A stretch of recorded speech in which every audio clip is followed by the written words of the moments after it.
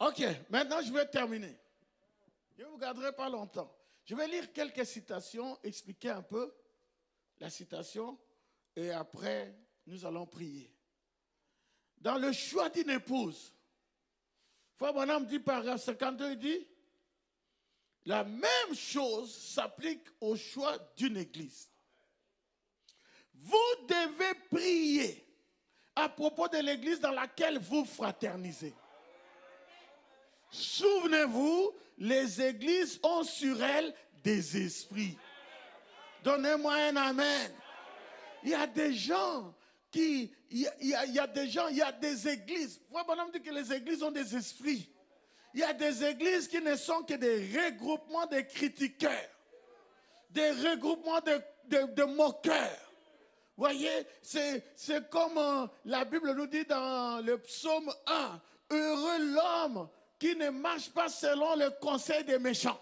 Parce qu'il y a le conseil des méchants qui ne s'arrête pas en compagnie des moqueurs. Amen. Il y a des groupements comme ça. Et cet esprit-là, vous allez l'attraper. Donnez-moi un amen. Parce que nous, quand nous venons ici, c'est pour adorer le Seigneur. C'est pour glorifier le Seigneur. C'est pour bénir le Seigneur.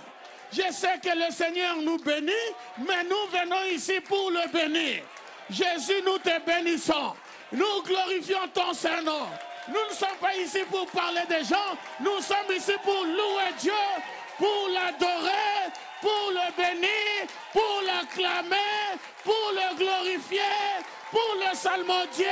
Que ton nom soit béni, que ton nom soit loué, que ton nom soit exalté, que ton nom soit béni au nom de Jésus-Christ.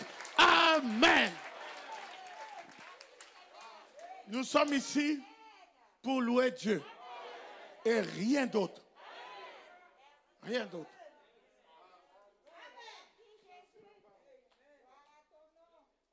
Vous entrez dans une église, il y a des esprits d'église. Et vous allez attraper ça.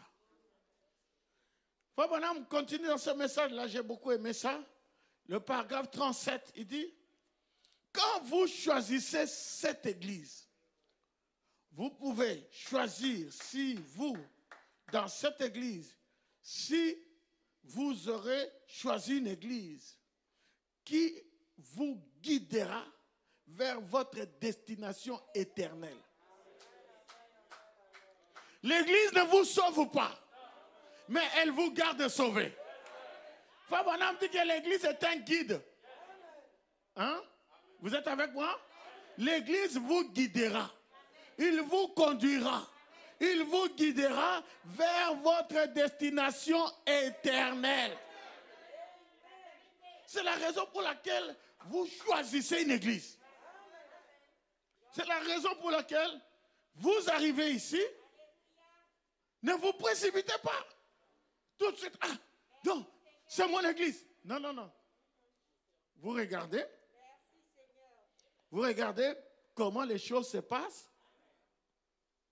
Et vous décidez. Vous priez et vous décidez. C'est un choix.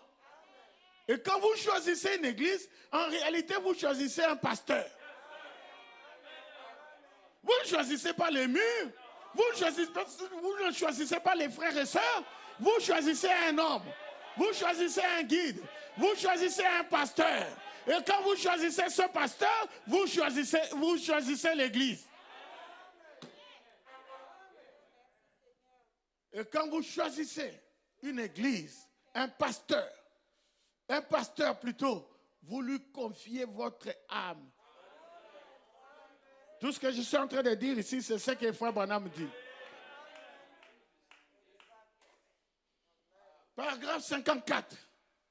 Il dit maintenant, allez dans une église et observez le comportement de cette église. Puis, en observant un peu le pasteur, généralement, vous constaterez que l'église agit comme le pasteur. Parfois, je me demande si ce ne sont pas les esprits les uns des autres que nous recevons, au lieu du Saint-Esprit. Allez quelque part où le pasteur est très extrémiste et tout excité. Vous constaterez que l'assemblée est pareille. Je pourrais vous amener dans une église où j'ai vu le pasteur se tenir là et secouer la tête d'avant en arrière. Observez l'assemblée, ils font la même chose. Prenez un pasteur qui gobe tout. Généralement, l'église va faire la même chose. Pourquoi? C'est parce que c'est un transfert d'esprit. L'esprit du pasteur va sur les brebis. Donnez-moi un amen. Oh, je vais entendre un amen. Si le pasteur est puéril, s'il est enfantin, s'il n'a pas de caractère, s'il est frivole, l'église sera pareille.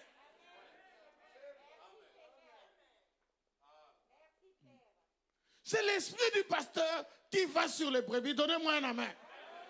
Mais si le pasteur est solide, l'esprit du pasteur ira sur les brebis. Et moi, je suis un pasteur solide. Voilà pourquoi vous êtes solide. Que Dieu vous bénisse richement.